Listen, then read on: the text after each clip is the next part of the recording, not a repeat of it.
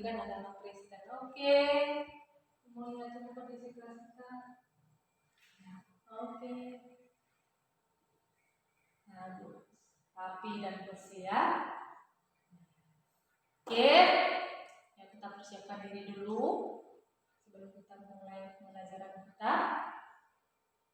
Harap kami bisa bersikap dengan tenang. Kita mau berdoa terlebih dahulu agar kita bisa memulai aktivitas kita. Ya, kita akan pimpin doa. Mari kita berdoa.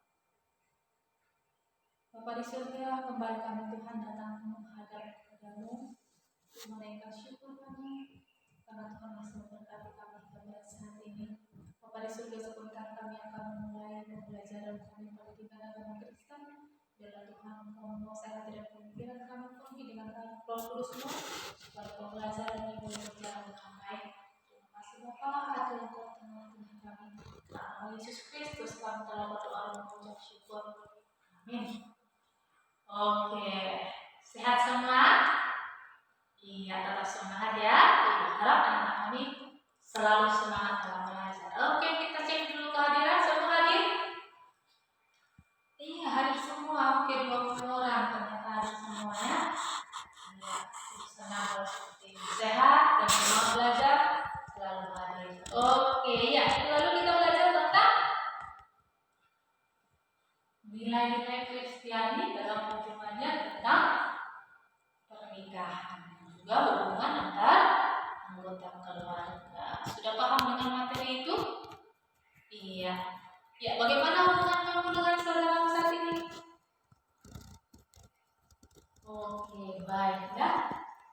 Harap kamu yang lain juga sudah melakukannya dalam keluarga masing-masing, menjalin hubungan dengan anggota keluarganya masing-masing. Sudah menemukan nilai-nilai Kristianinya? Iya, sudah mulai ya, sudah mulai Bu. Oke lah, bagus. Oke, hari ini kita lanjut dengan materi kita, yaitu tantangan yang dialami oleh suami istri dalam membangun kehidupan bersama. Tantangan yang dihadapi dalam membangun kehidupan bersama. Tujuannya apa?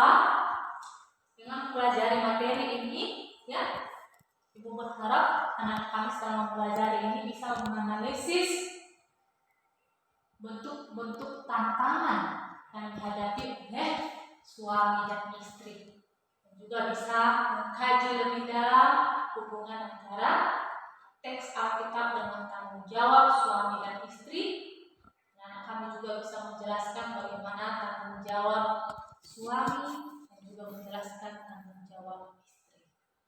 Kita mempelajari materi itu, Ibu yakin anak-anak kami akan bisa mencapai tujuan pembelajaran ini ya. Oke. Iya. Tantangan yang dialami oleh suami istri dalam membangun kehidupan. Sebelumnya, kita lihat dulu ya. Apa itu yang menjadi tanggung jawab suami istri? Untuk hal ini mari kita kaitkan dulu dalam teks Alkitab dalam 1 Petrus 3 ya, dalam 1 Petrus 3 ayat 1 sampai 7. Semua kita ya, Ibu akan membacakannya dan kamu bisa mengikuti ya. Demikianlah juga kamu hai istri-istri, tunduklah kepada suamimu, supaya jika ada di antara mereka yang tidak taat kepada firman, mereka juga tanpa perkataan dimenangkan oleh kelakuan istrinya.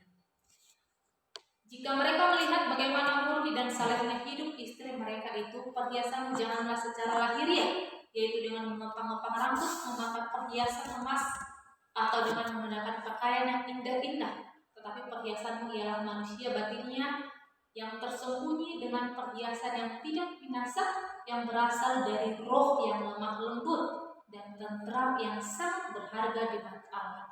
Sebab demikianlah caranya perempuan kudus dahulu berdandan, yaitu perempuan yang menaruh pengharapannya kepada Allah. Mereka tunduk kepada suaminya, sama seperti Sarah taat kepada Abraham dan menamai dia tuannya, dan kamu adalah anak-anak. Jika kamu berbuat baik dan tidak takut akan ancaman. Demikian juga kamu hai suami-suami, Hiduplah bijaksana dengan istrimu sebagai kaum yang lebih lemah. Hormatilah mereka sebagai teman pewaris dari kasih karunia, yaitu kehidupan, supaya doamu jangan terhalang. Ya, hubungan bersama dengan suami istri. Lanjut membaca 1 Petrus 3 ayat 8 dan 9. Ini perlu di.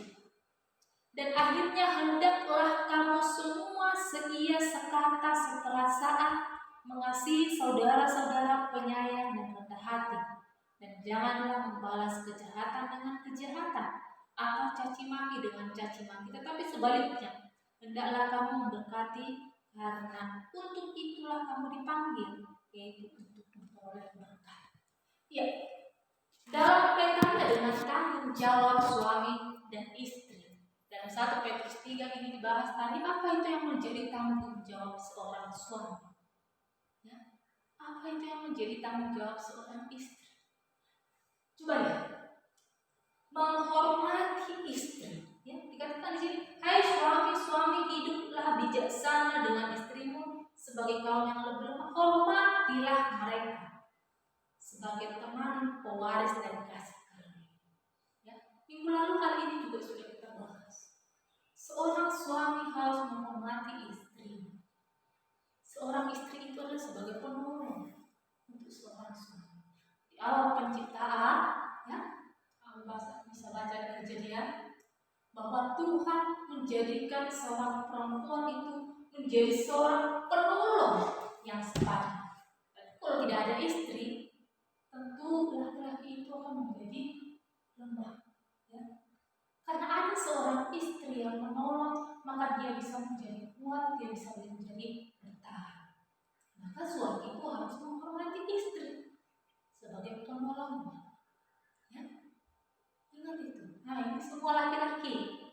Jangan kamu merasa kamu itu lebih hebat dari perempuan, sehingga sesuka hatimu terhadap perempuan, kamu bertindak semena-mena, merendahkan. Tidak. Ingat, perempuan itu adalah penolong untuk laki-laki. Maka hormati, hargai mereka. Ya. Seorang suami itu harus mengasihi istri. Ya. Dia adalah teman hidupnya. Harus dikasihi. Istri itu yang melahirkan anak-anaknya.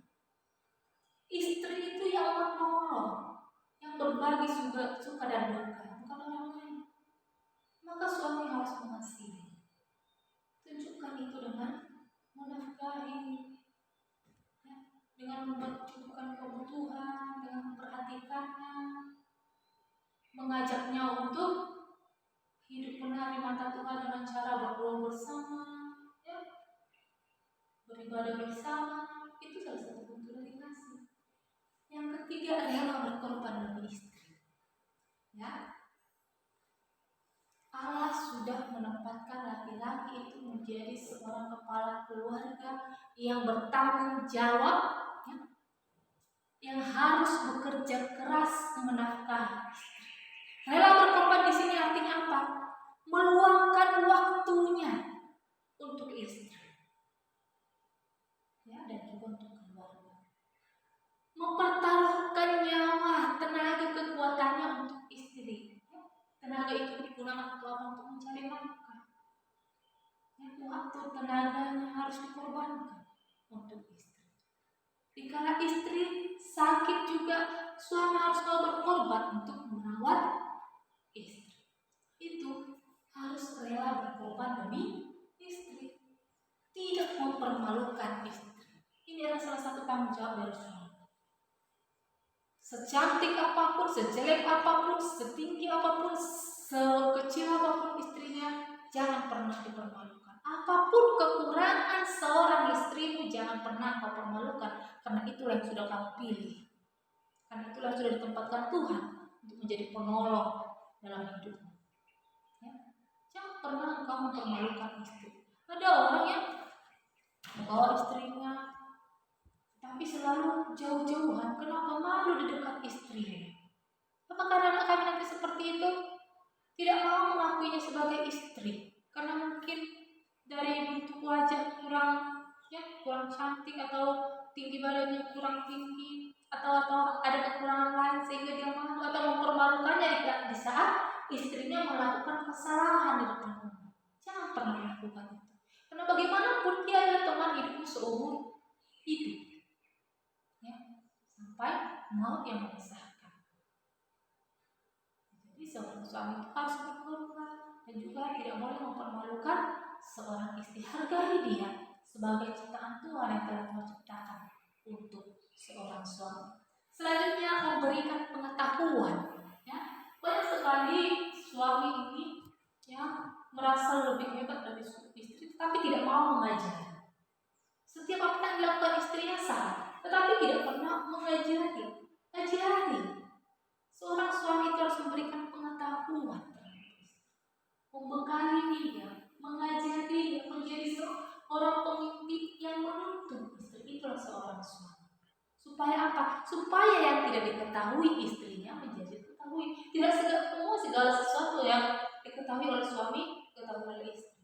Maka oleh karena itu suami perlu memberikan pengetahuan. Apakah itu tentang keluarga, tentang kehidupan. Banyak hal yang perlu diberikan oleh suami kepada seorang istri. Kamu juga nanti kepada istrimu seperti itu.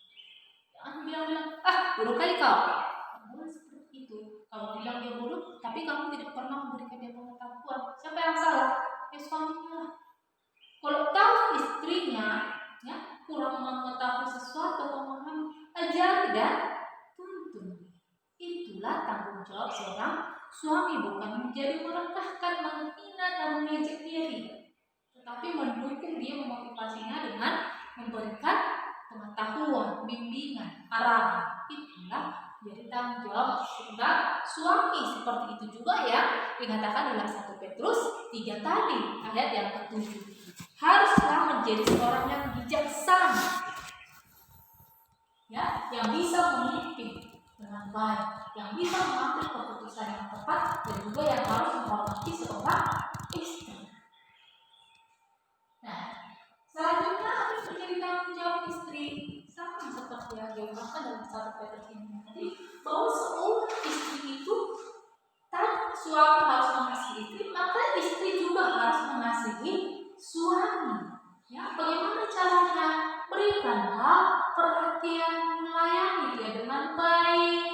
Ya, contohnya di rumah istri itu apa? Ya, memasak suami makanan. Ya. Saat dia pulang kerja menyambutnya dengan baik, memperhatikannya, memperhatikan perlengkapannya. Lalu contoh untuk mengasihi suami, ya, menyayanginya dengan sepenuh hati, karena dia adalah bagian daripada kehidupan kita. Seorang istri tunduk kepada suami, ya, seorang istri tunduk kepada suami seperti tunduk kepada Tuhan, karena dia sudah pilih menjadi kepala, menjadi imam bagi kita. Maka kita harus ikut akan arahan suami, ikut akan aturan suami, yaitu memang benar seturut dengan kehendak Tuhan. Maka istri harus tunduk kepada suami, melayani suami dan anak. Nah, inilah pekerjaan seorang istri.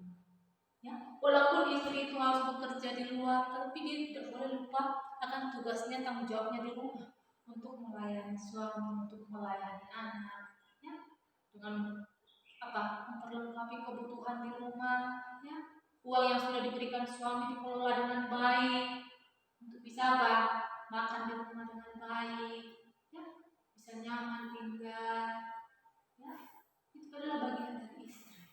Dan juga harus melayani anak, ya, harus memperhatikan anak-anaknya, mendidiknya dengan benar, memberikan dia kasih sayang, perhatian, didikan, ajaran,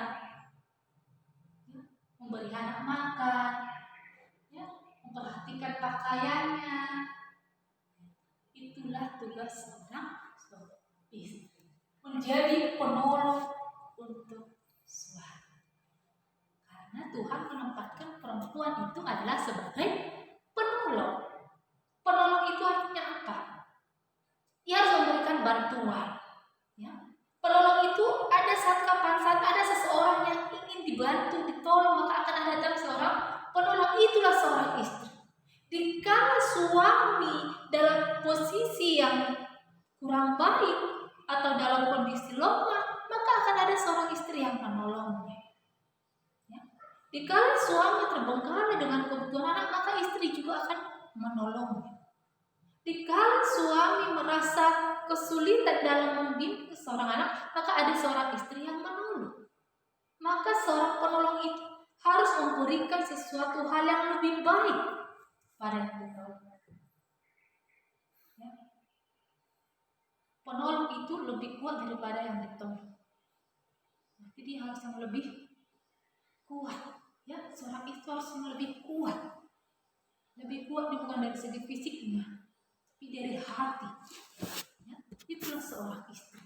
Seorang istri itu adalah seorang yang kuat, karena dia diciptakan sebagai penolong yang akan selalu siap untuk membantu suami kapanpun, ya, dalam keadaan apapun. Saat suami membutuhkan harus siap. Itulah seorang istri.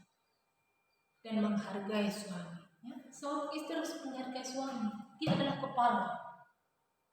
Perempuan itu adalah bagian daripada tubuh seorang suami, tulang rusuknya. Seorang istri itu harus menghargainya. Kenapa? Itulah seorang perempuan yang menjadi seorang istri. Seperti apa keadaan suami, ya?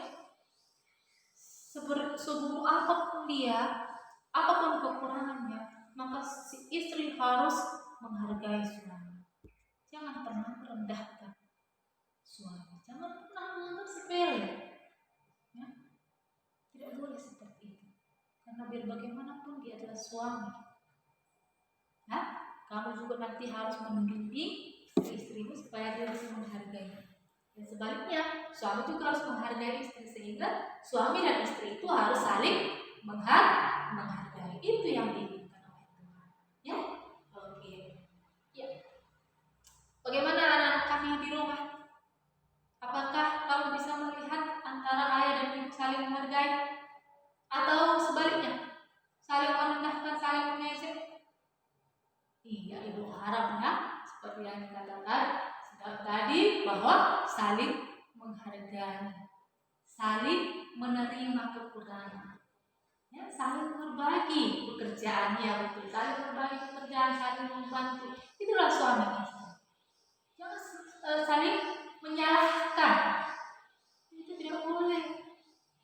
Ya, membiarkan istrinya saja yang bekerja, membiarkan suaminya saja yang bekerja, tidak. Tapi ada kata saling. Nah, ada kata saling ini dalam hal positif, maka terbentuklah keluarga yang kokoh, keluarga yang kuat. Ya. Dan akan sanggup untuk menghadapi tantangan dalam keluarga. Ya, karena akan ada tantangan dalam keluarga. Akan ada masalah yang dalam keluarga. Seperti yang kita bahas berikut ini. Nah, ini adalah tantangan yang akan dihadapi oleh suami istri dalam membangun kehidupan bersama.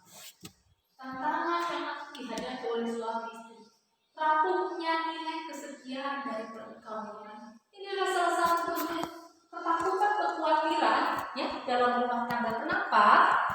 Jika tidak ada kesetiaan, sudah mulai rapuh, maka akan mulai ada namanya goncangan dalam rumah tangga. Dikala hanya satu yang setia, satu lagi tidak, maka akan ada goncangan.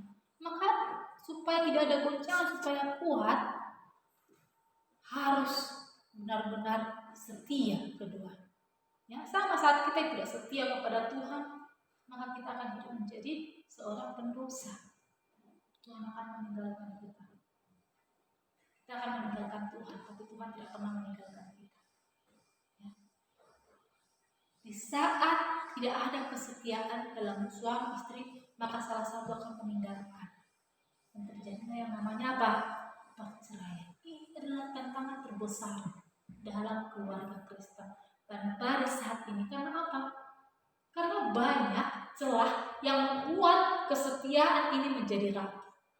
Ya? Melihat istri di rumah, bosan melihat yang di luar lebih happy. Benar tidak? Iya. Tetangga sebelah lebih hijau katanya. Tapi kamu yang yakin anak kamu sekalian jangan seperti itu, ya. Kalau dia sudah Supaya dia cantik bagaimana caranya? Jagalah.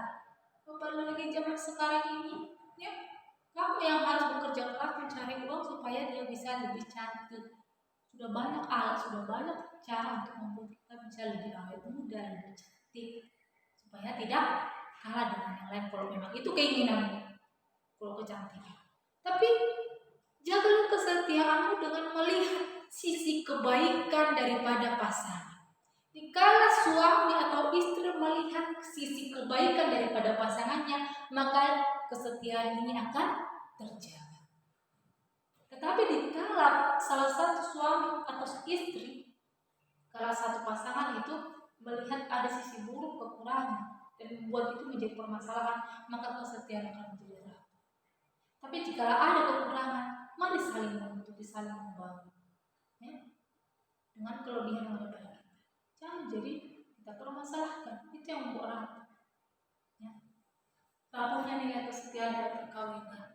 Kalau ini ada, maka guncangan-guncangan akan ada dalam rumah tangga. Perceraian sudah dianggap itu. Ya. Akibatnya sangat fatal. Tidak hanya kepada suami istri, tapi juga kepada anak-anak. Broken home, ya. Rumah tangga yang hancur.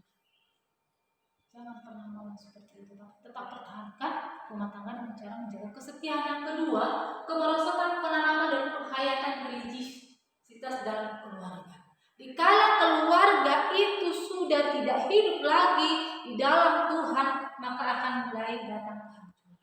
Kenapa? Karena Tuhan itu adalah pemimpin dalam keluarga. Maka jangan pernah meninggalkan Tuhan. Maka oleh karena itu orang tua diberi tanggung jawab untuk mengajarkan anak tentang apa? Tentang ajaran Alkitab. Tidak hanya anak, seluruh anggota keluarga harus diajarkan tentang ini. Ulangan 6 ayat 4 sampai 9 dikatakan apa itu? Haruslah didiklah anak, ya, didiklah anak.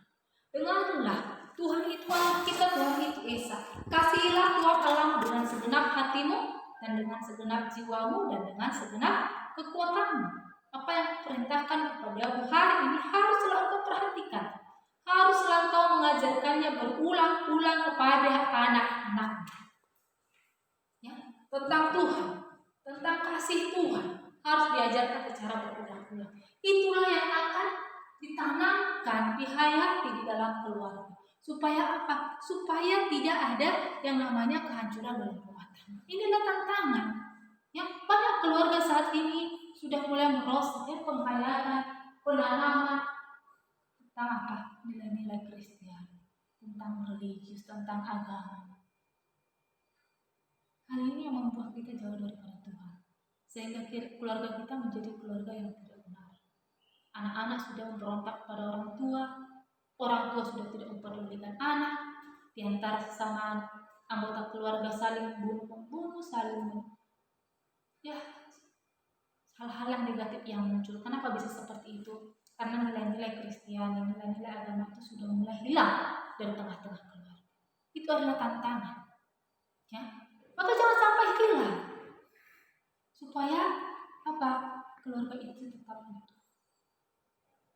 Maka kita harus mampu menghadapi tantangan ini. Yang ketiga adalah tantangan dari hubungan keluarga. Ada banyak keluarga karena ada anggota keluarga yang lain, apakah saudara dari perempuan atau saudara dari laki-laki, ya, yang mengguncang keharmonisan keluarga. Percaya atau tidak? Ada hal-hal seperti itu. Ada orang-orang yang tidak menginginkan apa? Orang lain bahagia. Oleh karena itu dalam keluarga itu suami istri itu harus saling menguatkan. Suami dan istri itu harus punya komitmen untuk membangun hubungan yang baik.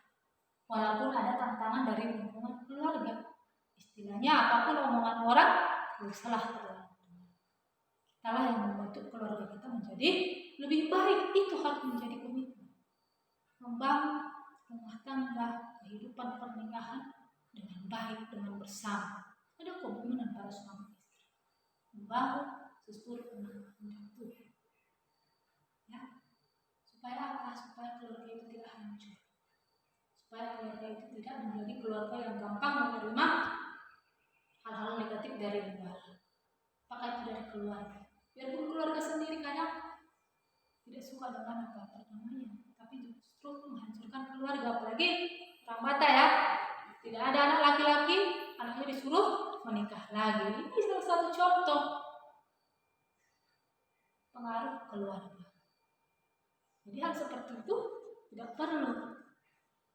Maka dengan menanamkan nilai-nilai Kristiani, dengan mempertahankan rumah tangga dengan ajaran yang benar, maka hal seperti ini akan bisa kita hilangkan, kita bisa atasi tantangan seperti ini. Yang keempat adalah beban ekonomi biaya hidup. Ya.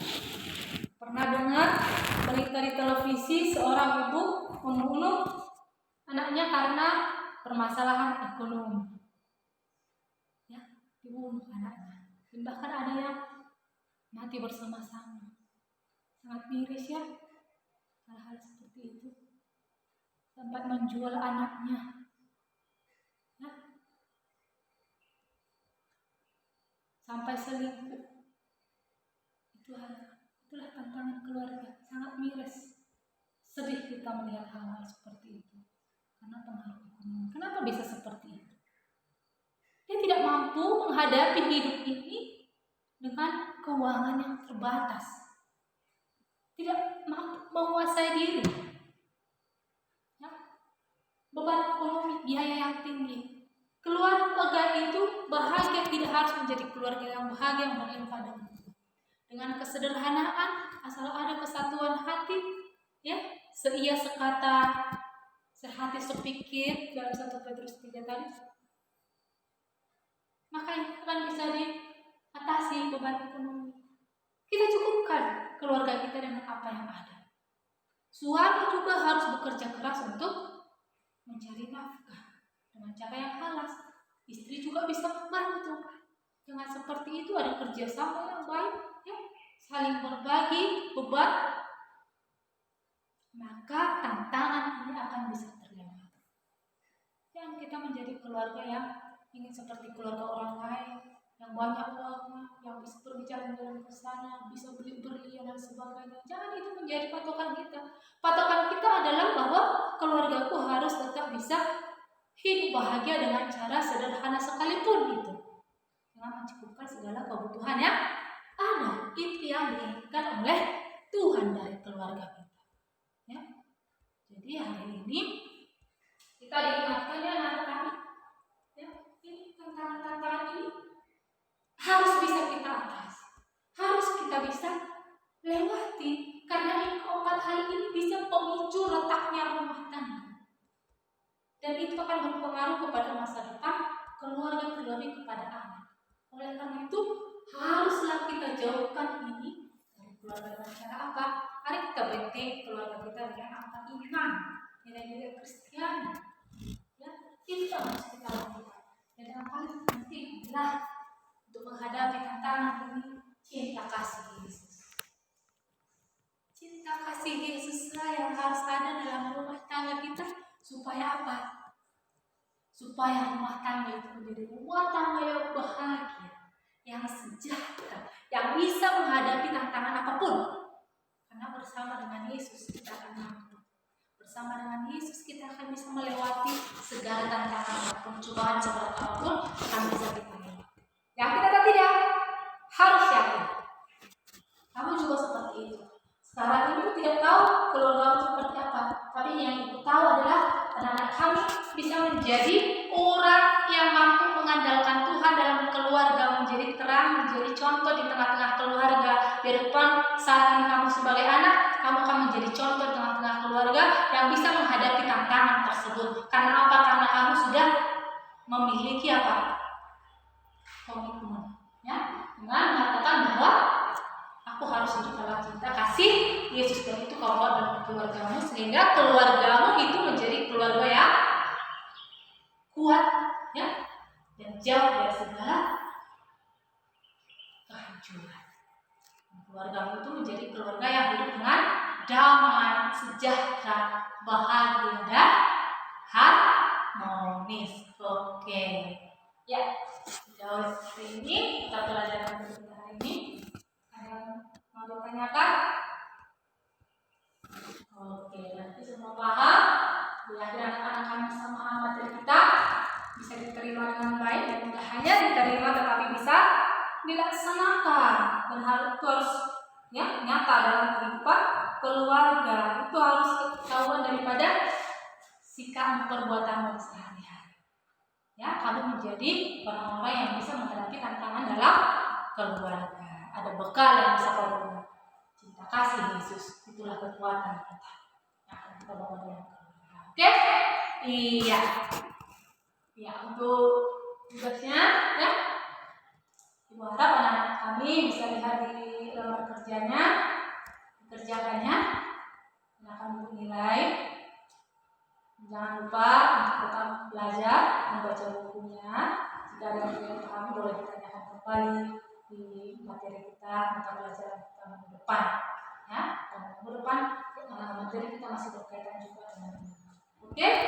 Ya, sebagai kesimpulan daripada materi kita hari ini, bahwa suami istri itu memiliki tanggung jawab dan keluarga itu saling menghargai, saling mengasihi, dan juga untuk saling mendukung sehingga keluarga itu bisa tercipta menjadi keluarga yang harmonis dan bahagia. Dan keluarga itu selalu dihadapkan dengan tantangan-tantangan seperti ekonomi, kesetiaan tadi, punya kesetiaan, kurangnya nilai-nilai penghayatan Kristiani itu akan bisa dilewati jika kita bisa menanamkan cinta kasih Yesus di dalam keluarga.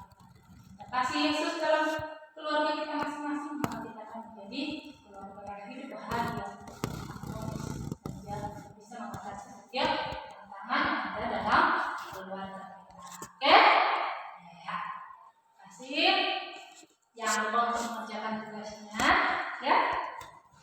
dan pelajari untuk materi kita minggu depan. Lihat di buku sehingga minggu depan kamu sudah siap untuk materi selanjutnya. Ya. Demikian pelajaran kita hari ini. Kita akan tutup di dalam doa. Buatkan pimpin doa, kami juga berdoa.